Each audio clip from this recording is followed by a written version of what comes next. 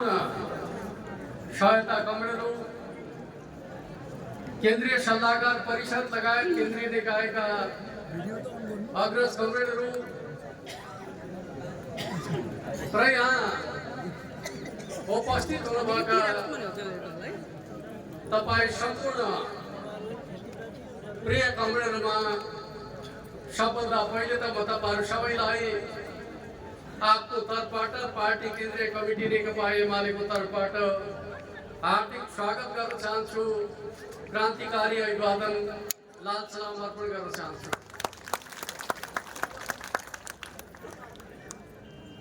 आज हामी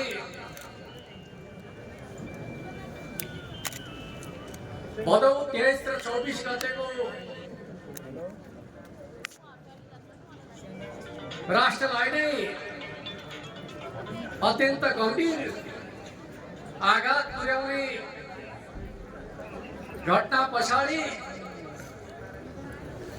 बाँके जिल्लामा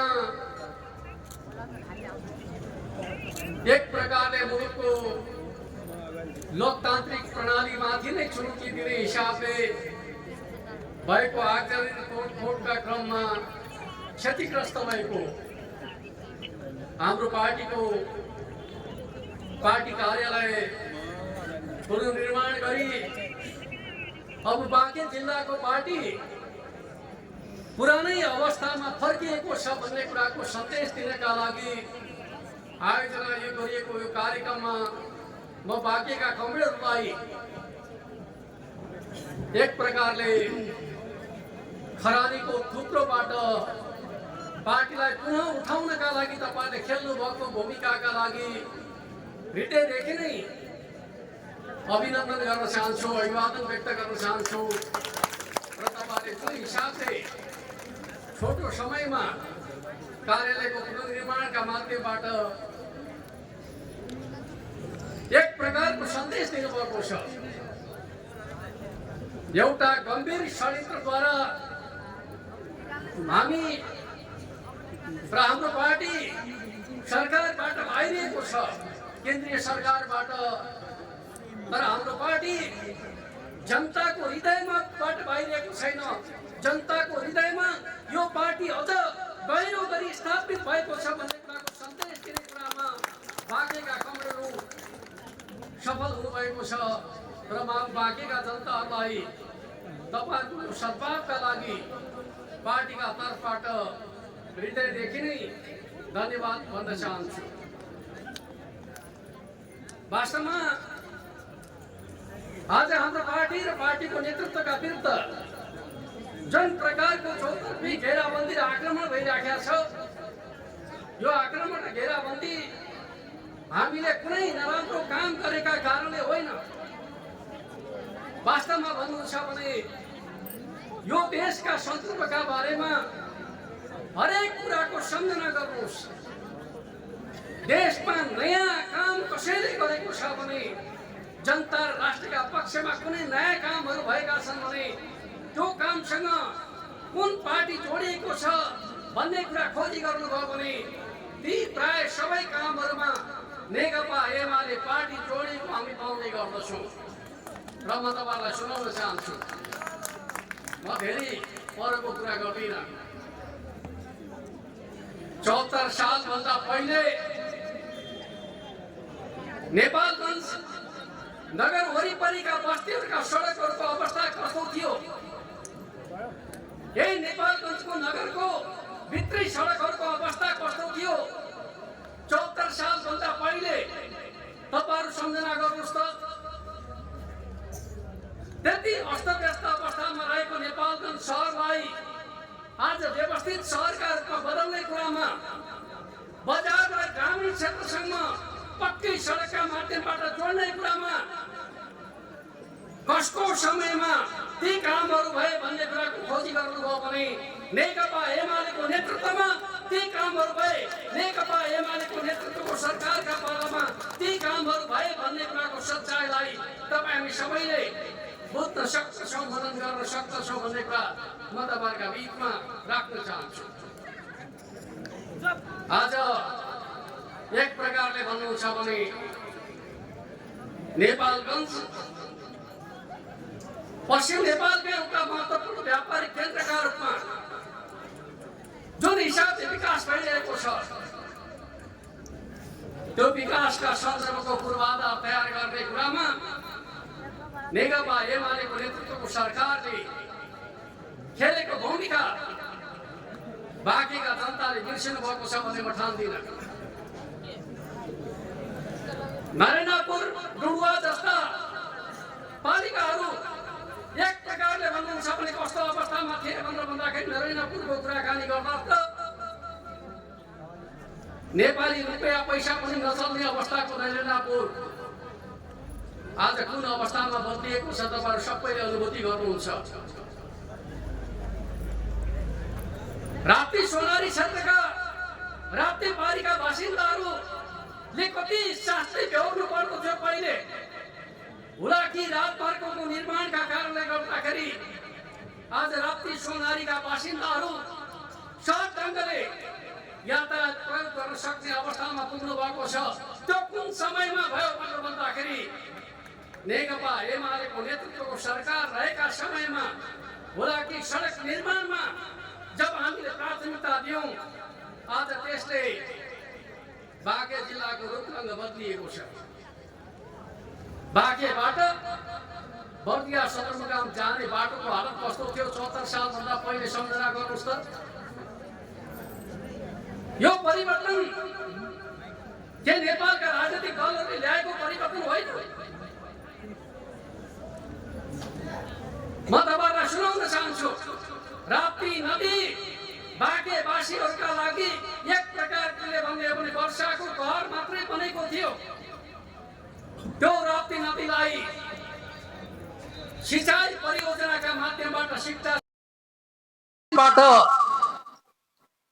बाँकेको जमिनलाई हराभरा बनाउने खालको काम नेपालका राजनीतिक दलहरूले लोकतान्त्रिक व्यवस्थाका माध्यमबाट लिएको अडानको परिणाम हो भनेर हामीले बुझ्न सक्छौं।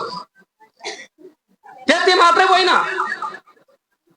भविष्यमा बाँके बर्दियालाई 12 महिना सिंचित गर्ने उद्देश्यका साथ फेरि भव्य डाइभर्सन परियोजनाका माध्यमबाट नदी पथान्तर योजनाका माध्यमबाट अगाडि बढ्नका लागि जुन प्रकारका प्रयत्नहरू प्रयासहरू भएका छन् त्यो पक्षलाई हामीले बुझ्न सक्छौं। तर आज केही मानिसहरू भन्ने गर्दछन् पार्टीहरूले के गरे, एमालेले के गर्यो भनेर जनतामा भ्रम सिर्जना गर्ने प्रयत्न गरिराखेका छन्। म तपाईहरुलाई सुनाउन चाहन्छु यो मुलुकमा नेकपा एमाले यस्तो पार्टी हो जुन पार्टीले बजेट भनेको के हो भन्ने कुरा नेपाली जनताले सुन्न समेत पाउँदैनथे। नेकपा एमालेको नेतृत्वमा पहिलो पटक सरकार बनेपछि मनमोहन अधिकारीको नेतृत्वमा सरकार बनेपछि गाउँको विकासका लागि बजेट आउन सुरु गर्यो। आफ्नो गाउँ आफै बनाऊ कार्यक्रमका माध्यमबाट नेकपा एमालेकै नेतृत्वको सरकार रहेका बेलामा संघीयता अन्तर्गत अधिकारको बाँडफाँड गर्ने नीति अन्तर्गत आज हरेक पालिकामा कम्तीमा 25 करोड बजेट राज्यबाट अनुदानका रूपमा सानो भन्दा सानो पालिकाले प्राप्त गर्ने कुराको आधार सुनिश्चित भएको छ। त्यो कसको अगुवाईमा भयो? नेकपा एमालेको अगुवाईमा भयो। आज त्यसले ग्रामीण क्षेत्रमा विकासको आधारशिला तयार गर्ने काम गरेको छ। र म तपाईहरुलाई सुनाउन चाहन्छु यो देश लामो समयसम्म कस्तो अवस्था रह्यो त भन्दाखेरि सुदूरपश्चिमका जनताहरू आफ्नो घर जानका लागि आफ्नो मुलुकको राजधानी जानका लागि पञ्चायतको समयमा भारतीय सडकको प्रयोग गर्नुपर्ने बाध्यता थियो। आज हामी त्यो बाध्यतालाई अन्त्य गरिकन नेपाल राष्ट्रलाई जोड्ने कुरामा सफलता हासिल गरेका छौं। र म तपाईहरुलाई सुनाउन चाहन्छु यो राष्ट्रलाई कमजोर बनाएर एक प्रकारले भने भू राजनीतिक स्वार्थका लागि नेपाल राष्ट्रलाई प्रयोग गर्ने अनेक प्रयत्नहरू भएका हामी देख्ने गर्दछौँ। अनेक पटक नेपालको स्वाधीनता, स्वाभिमान र राष्ट्रिय हितलाई कुण्ठित गर्नका लागि नाकाबन्दी लगाएर हामीलाई झुकाउने प्रयत्न भएका हामी इतिहासहरू पढ्ने गर्दछौँ। तर नेकपा एमाले सरकारमा रहेका बेला नाकाबन्दीलाई सामना गरिकन भविष्यमा कहिले नाकाबन्दी लाग्न नसक्ने परिस्थिति निर्माण गर्ने कुराको नेतृत्व गर्दा पार्टी कुन हो त भन्दाखेरि त्यो नेकपा एमाले पार्टी हो भन्ने कुरालाई हामीले पुष्टि गरेका छौँ। अर्कोतिर तपाईहरुलाई सुनाउन चाहन्छु, नेपाललाई बहुपरिवेशित राष्ट्रका रूपमा खुम्चाउने प्रवृत्तिका विरुद्धमा अब नेपाल बहुपरिवेशित राष्ट्र होइन, बहुजडित राष्ट्र हो भन्ने मान्यतालाई स्थापित गर्नका लागि उत्तरी छिमेकी चीनसँग व्यापार पारवन सम्झौता गरिकन एक प्रकारले भन्नु छ भने अब नेपाल अन्तर्राष्ट्रिय जगतमा पुग्नका लागि कुनै एउटा देश विशेषमा निर्भर रहनु पर्दैन भन्ने मान्यतालाई हामीले स्थापित गर्ने काम गर्यौं। र म तपाईलाई सुनाउन चाहन्छु, आज नेपाललाई विश्वसँग जोड्नका लागि उत्तर दक्षिण करिडोर निर्माण गर्ने कामको नेतृत्व हामीले गर्यौं। आज झन्डै 9वटा करिडोरहरू पूर्व मेचीदेखि पश्चिम महाकालीसम्म भारत र चीनलाई जोड्ने 9वटा करिडोरहरू निर्माणको प्रक्रिया सुरु भएको छ। देशलाई सबल बनाउनका लागि नेकपा एमालेको नेतृत्वको सरकारका तर्फबाट भएका यस्ता कामहरूलाई हामी बुझ्न सक्दछौँ। र म तपाईलाई सुनाउन चाहन्छु, 74 साल भन्दा पहिले यो मुलुकका हवाई मार्गहरूको हालत के थियो, हाम्रा एयरपोर्टहरूको अवस्था कस्तो थियो तपाईहरु सम्झना गर्नुहोस् त। त्रिभुवन अन्तर्राष्ट्रिय विमानस्थलमा मात्रै रात्रिकालीन उडान अवतरण हुने गर्थ्यो। हवाई यात्रा गर्नेहरूले दिउँसोमा मात्रै यात्रा गर्नुपर्ने अवस्था थियो। आज नेपालगञ्ज विमानस्थलबाट तपाईले रातिको 8, 9, 10 बजेसम्म पनि यात्रा गर्न सक्ने परिस्थिति निर्माण भएको छ। यो नेपालगञ्जको कुरा मात्रै होइन, देशमा यस्ता 9वटा विमानस्थलहरूमा रात्रिकालीन उडान अवतरण गर्न सक्ने सामर्थ्य निर्माण कुन समयमा भयो भनेर भन्दाखेरि नेकपा एमालेको नेतृत्वको सरकार बनेका समयमा भयो। त्यस अर्थमा म तपाईलाई भन्न चाहन्छु, कुनै एउटा क्षेत्रको कुरा होइन, समग्र देशको विकासका सन्दर्भमा बहुआयामिक रूपमा नेकपा एमालेको नेतृत्वको सरकारले काम गरिरहेका बेलामा नेकपा एमालेलाई सरकारबाट हटाउनका लागि पटक पटक प्रयत्न भयो, षड्यन्त्र भयो भन्ने कुरालाई हामीले बुझ्न सक्दछौँ। हामीले यो मुलुकमा जनताको हितका लागि, विकास र समृद्धिका लागि नेकपा गठन गरिकन स्थायित्वको आधार दिने प्रयत्न गर्यौं। नेकपाको समयमा अन्तर्सङ्घर्ष गरिकन जनताको म्यान्डेटलाई खण्डित गरिकन नेपालको कम्युनिस्ट आन्दोलनलाई कमजोर पार्नेहरू आज नेपाली कम्युनिस्ट पार्टीका नाममा असफल भइसकेका नेताहरूको जमघट गराएर एक प्रकारले हामी परिवर्तनका वाहक हौं भनेर भन्ने गर्दछन्। वास्तवमा भन्नु छ भने नेपालमा नेकपा एमालेले राष्ट्रको निर्माणका लागि अगाडि बढाएका प्रभावकारी कदमहरूमा बाधा पुर्याउने शक्तिहरू आज त्यसरी संगठित भएका छन् भन्ने कुरा तपाईले बुझ्नुभयो भने यो मुलुकलाई अस्थिरतातर्फ लैजानेहरू को हुन् भन्ने कुरा बुझ्न सक्नुहुन्छ।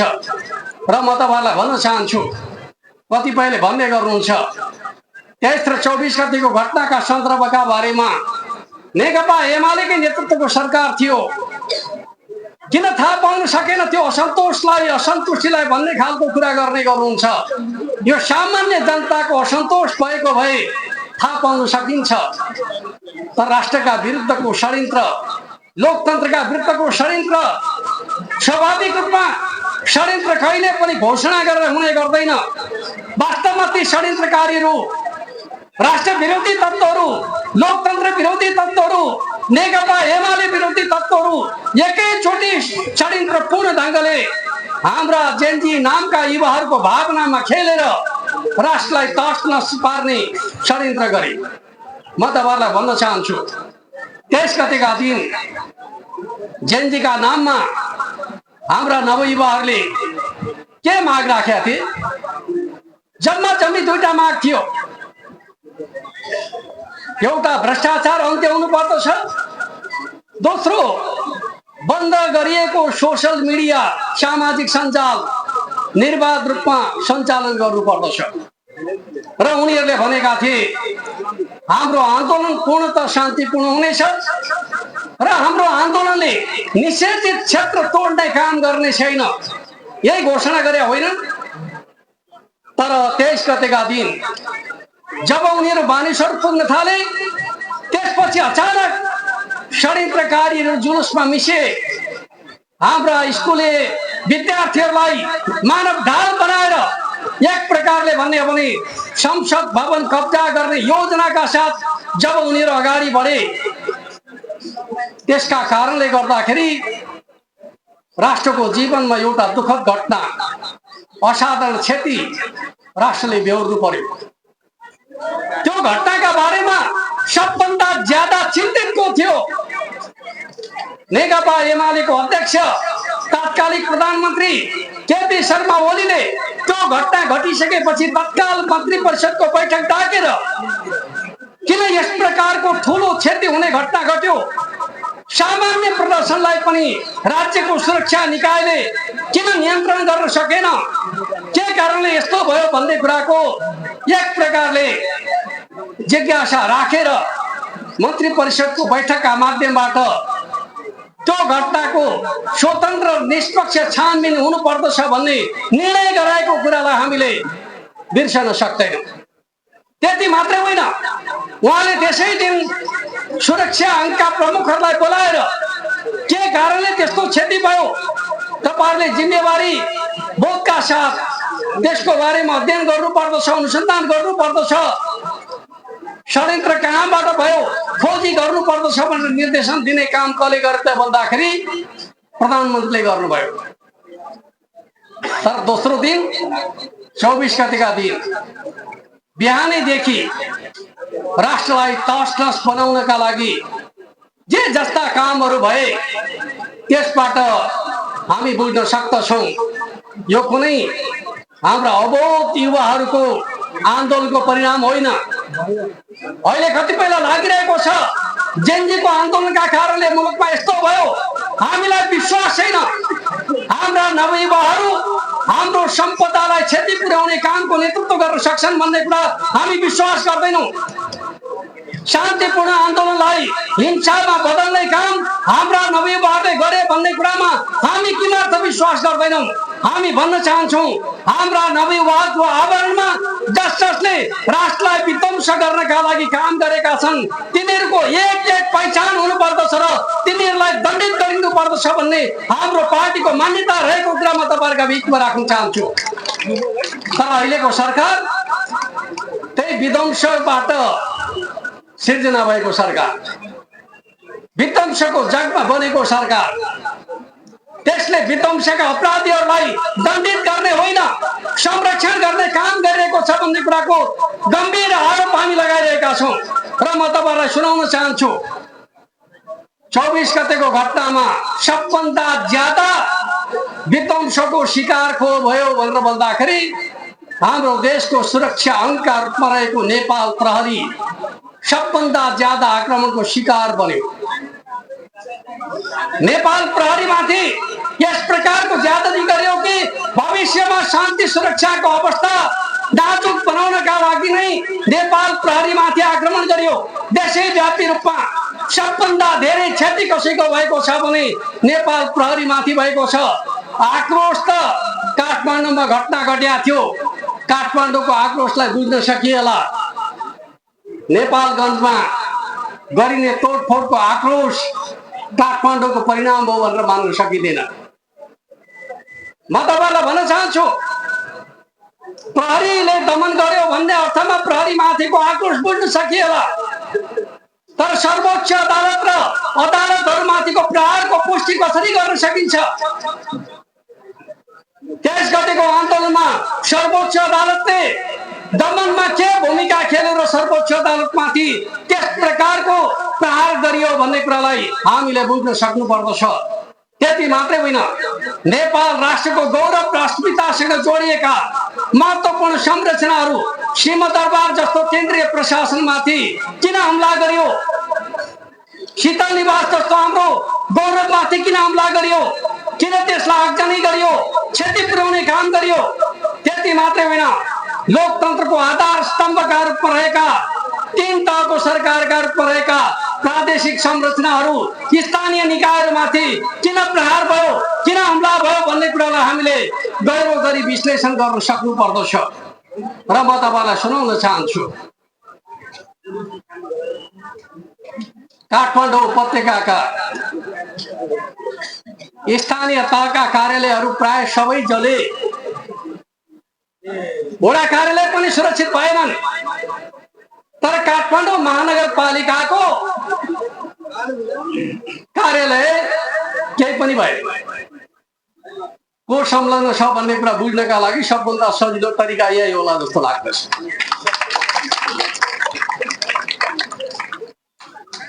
अर्कोतिर शीतल निवास जल्यो। शीतल निवासकै छेउमा रहेको निर्मल निवासमा एउटा ढुङ्गा पनि लागेन। बुझ्न सकिँदैन षड्यन्त्रमा को थियो भन्ने कुरा। राजनीतिक दलका नेता कार्यकर्ताहरूका घर छानी छानी आक्रमण गर्यो, जलाइयो। तर यो मुलुकमा लामो समयसम्म शासन गरेका पूर्व पञ्चहरूका घर केही पनि भएन। बुझ्न सकिँदैन। यसका पछाडि के छ भन्ने कुराको रहस्य हामी बुझ्न सक्दैनौँ। र म तपाईलाई भन्न चाहन्छु, म नेपालगञ्ज आउँदै गर्दा पुष्पलालको शालिग र विश्वेश्वर प्रसाद कोइरालाको शालिग तोडफोड भएको दृश्य देखे। 23 गतिको घटनामा नेपालको प्रजातान्त्रिक आन्दोलनको नेतृत्व गरेका यी महान दुई हस्तीहरूको के साइनो सम्बन्ध छ भन्नु त? पुष्पलालको शालिग तोडफोड गर्ने, विश्वेश्वर प्रसाद कोइरालाको शालिग तोडफोड गर्ने कुरा बानेश्वरको घटनासँग त्यसको के सम्बन्ध हुन्छ भन्नु त? त्यस अर्थमा हामीले बुझ्नु पर्दछ 23 र 24 गतेको विध्वंस यो कुनै सामान्य आक्रोशको विषय होइन। यो राष्ट्रलाई कमजोर पार्नका लागि गरिएको षड्यन्त्र हो भन्ने कुरालाई बुझ्नु पर्दछ। र हामीले केही समय पहिले भनेका थियौं, नेकपा एमाले र त्यसको नेतृत्वको सरकारका विरुद्धमा 4 प्रकारका शक्तिहरू केन्द्रित भएर चाहिँ सोशल मिडिया वारको तहमा उत्रेका छन्। त्यसको सामना गर्नु पर्दछ भनेर हामीले कार्यकर्ता पंक्तिलाई अनुरोध गर्ने गरेका थियौं। ती 4 प्रकारका शक्तिहरू के हुन् त भन्दाखेरि, पहिलो शक्ति भनेको नेपालको देशभक्तिपूर्ण आन्दोलन, यसको स्वाधीनता र स्वाभिमानका पक्षमा काम गरेका शक्तिहरूलाई मन नपराउने, भू राजनीतिक द्वन्द्व सिद्ध नगरेर आफूलाई लाभ पुग्दछ भन्ने ठान्ने बाह्य शक्तिहरू नेकपा एमाले जस्तो देशभक्त पार्टीका विरुद्धमा परिचालित छन् भन्ने कुरा हामीले भन्दै आइरहेका थियौं।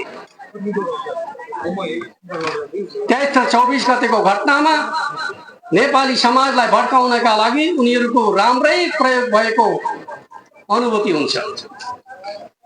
त्यसपछि हामीले भनेका थियौं, यो मुलुकमा राष्ट्र पुनर्स्थापना गर्नुपर्दछ भनेर अभियान चलाउनेहरू पूर्व राजा ज्ञानेन्द्र अब सिरपेज लगाउन तयार छन् भन्ने सन्देश दिएर कार्यकर्तालाई, जनतालाई भड्काउनका लागि हिँडेका राजावादीहरू जब असफल भए, उनीहरूको प्रहारको निशानामा थियो नेकपा एमाले र नेकपा एमालेको नेतृत्वको सरकार।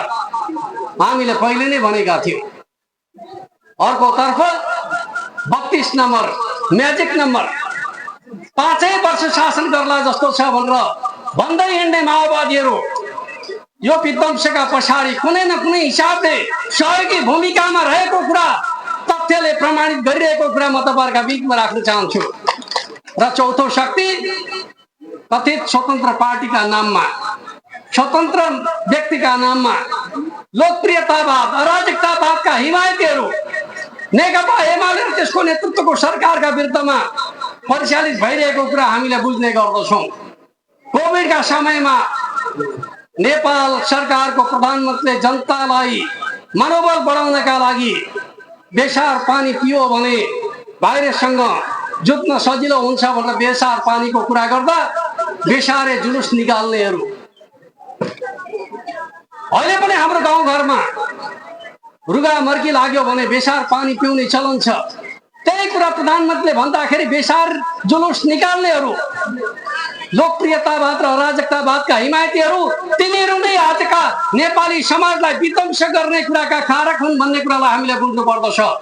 यो सबै किन हुने गर्दछ भन्दाखेरि पुँजीवादीहरू, साम्राज्यवादीहरू, हतियारको व्यापार गर्नेहरू, लागु औषधका तस्करहरू, उनीहरूले समाजमा जति अस्थिरता सिर्जना गर्न सकिन्छ त्यति उनीहरूको व्यापार चम्किन्छ भन्ने मान्यताका आधारमा वैधानिक सत्तालाई कमजोर बनाउने र सरकार भन्दा बाहिर शक्ति निर्माण गर्ने नियोजित षड्यन्त्र गर्ने गर्दछन्। त्यसलाई डीप स्टेट भनेर भन्ने गरिन्छ। डीप स्टेटको अवधारणामा काम गर्नेहरूले आज हाम्रो समाजलाई कमजोर बनाउनका लागि षड्यन्त्र गरेका थिए र त्यही षड्यन्त्रको एक प्रकारको प्रभावमा हाम्रो नेपाली समाज षड्यन्त्रको शिकार बन्न पुगेको तथ्यलाई हामीले बुझ्नु पर्दछ। त्यस अर्थमा अब नेपालका सबै देशभक्तहरू, अब नेपाल राष्ट्रका सबै लोकतन्त्रवादीहरू, नेपाललाई माया गर्नेहरू अब एकजुट भइकन यो षड्यन्त्रका विरुद्ध जाग्नु पर्दछ, उठ्नु पर्दछ। सबै प्रकारका प्रतिक्रियावादीहरूका विरुद्धमा एकपटक फेरि नेपाली जनता होस्टेमा हैसियत गर्नु पर्दछ। त्यसको नेतृत्व अब कसैले गर्न सक्दैन। त्यसको नेतृत्व गर्नका लागि नेकपा एमाले अगाडि आएको छ भन्ने कुरा म तपाईहरुका बीचमा राख्न चाहन्छु। अहिले 23 गतेको घटना पछाडि षड्यन्त्रको जगमा बनेको सरकारले फाल्गुन 21 मा चुनाव गर्छु भनेको छ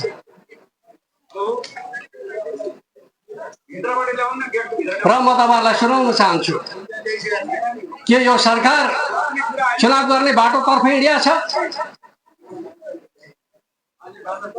हाम्रोतिर एउटा भनाइ छ, मुखमा राम राम बगलीमा छुरा। यो सरकारको काम भन्छ एउटा गर्छ अर्को। ऊ जे गर्दैछ त्यो चुनावतिरको कदम होइन। म तपाईहरुलाई भन्न चाहन्छु, वास्तवमा भन्ने हो भने 23 र 24 गतेको घटना पछाडि यो मुलुक राज्यविहीनताको अवस्थामा पुग्यो। आज व्यापार व्यवसाय गर्नेले मनोबल अवस्था छ। लगानी गरेर के गर्ने, कमाई गरेर के गर्ने, कति बेला लुटपाट हुने हो, कति बेला तोडफोड हुने हो, कति बेला आगजनी हुने हो। ट्रान्सपोर्टका मनोविज्ञान सिर्जना भएको छ। राजनीति गर्नेहरूका लागि जोखिम बढेको छ। छानी छानी राजनीतिक दलका नेता कार्यकर्ताहरूका घरहरू तोडफोड गरिएका छन्, लुटपाट गरिएका छन्, आगजनी गरिएका छन्। राजनीतिक दलका नेता कार्यकर्ताहरूलाई भयभीत गर्ने षड्यन्त्र भएको छ। त्यस अर्थमा षड्यन्त्रकारीलाई लागेको हुन सक्दछ सारा सम्पत्तिहरू नाश भइसकेपछि त यिनीहरू कसरी उठ्न सक्लान् र। सारा कार्यकर्ताहरू भयभीत भएपछि यिनीहरू कसरी उठ्न सक्लान्।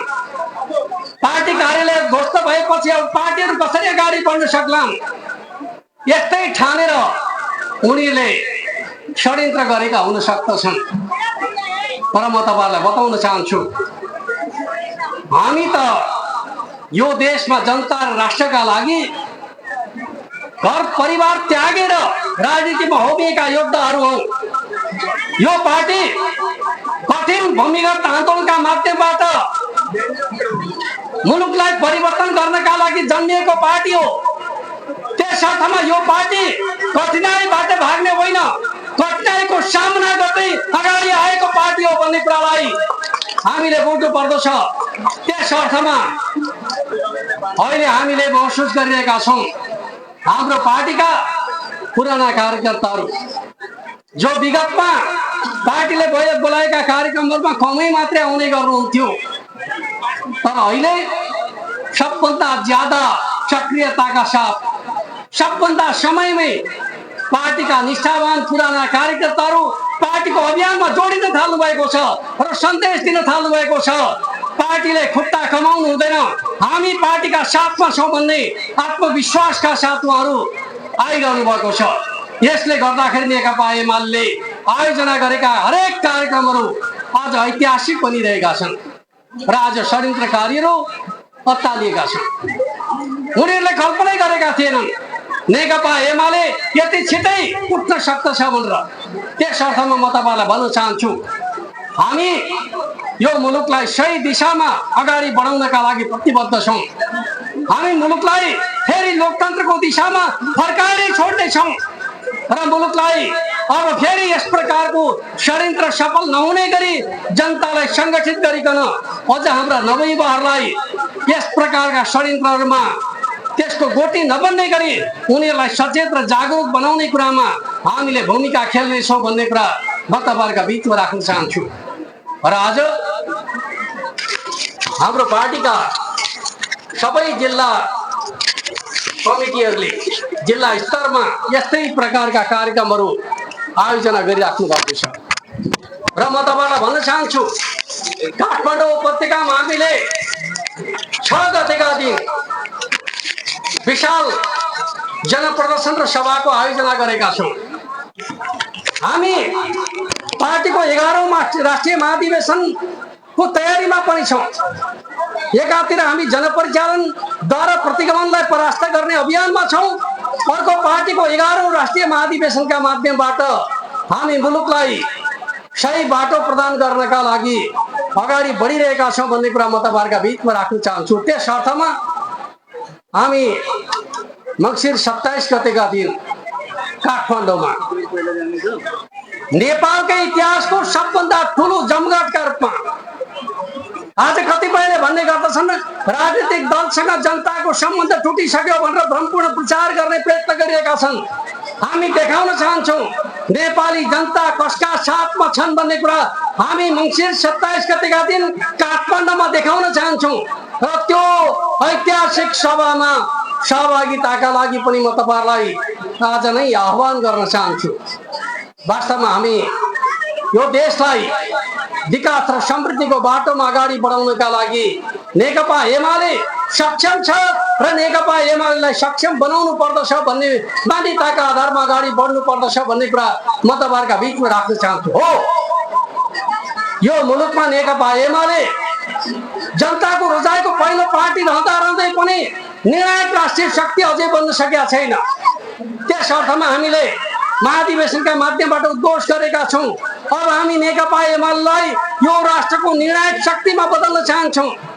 प्रतिगमनका विरुद्धको यो अभियान नेकपा एमालेलाई निर्णायक राष्ट्रिय शक्ति बनाउने अभियान पनि हो भन्ने कुरा म तपाईँहरूका बिचमा राख्न चाहन्छु। त्यस अर्थमा हामी पार्टीको 11औं राष्ट्रिय महाधिवेशनलाई आन्दोलन र उत्सवको एउटा उत्सवका रूपमा उत्कर्षका रूपमा आयोजना गर्न चाहन्छौँ। त्यस अर्थमा म तपाईँहरूका बिचमा राख्न चाहन्छु, कतिपयले भन्ने गर्दछन् नेकपा एमाले जनतामा जान डराएका कारणले चुनावबाट भाग्न खोजिया छ भनेर आरोप लगाउने गर्दछन्। हामी चुनावबाट भाग्न खोजिया होइन। म तपाईँहरूलाई भन्न चाहन्छु, हामी त यो जोखिम मोलेर जनताका बिचमा सबभन्दा पहिले आउने पार्टी नै नेकपा एमाले हो र वास्तवमा यो सरकारले साँच्चै चुनाव गर्दछ भने नेकपा एमाले चुनावबाट भाग्नेवाला छैन। तर हामीलाई थाहा छ यो सरकार बनेकै चुनाव गर्नका लागि होइन। त्यस अर्थमा हामी नआउने चुनावका बारेमा प्रचार गरिकन जनतालाई भ्रमित गर्न चाहन्नौँ। यो सरकार षड्यन्त्रको मतियार हो। जबसम्म हामी षड्यन्त्रलाई परास्त गर्न सक्दैनौँ चुनावको सुनिश्चितता हुन सक्दैन भन्ने हाम्रो मान्यता हो।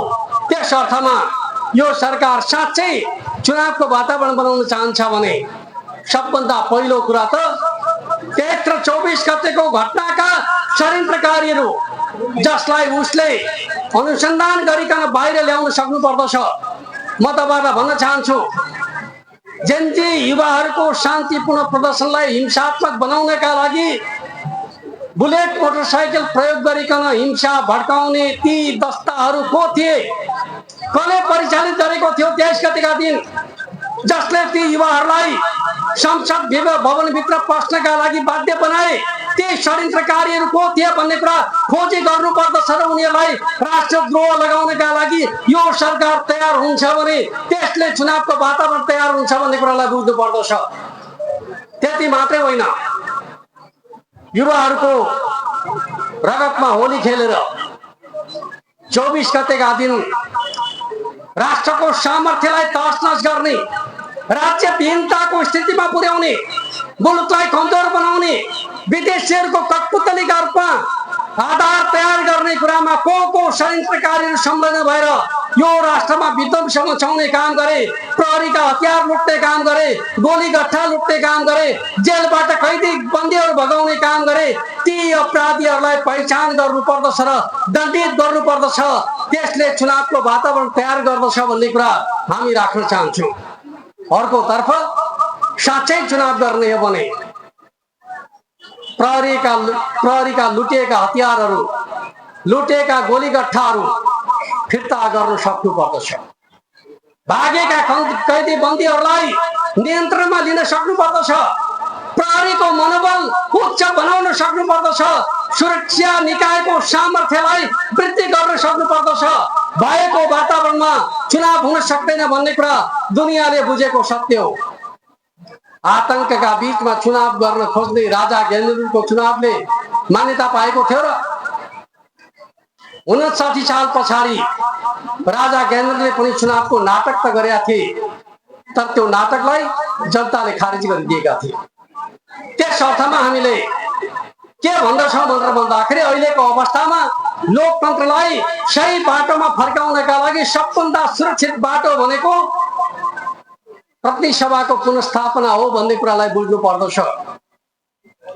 विगतमा सर्वोच्च अदालतले गरेका फैसलाहरूले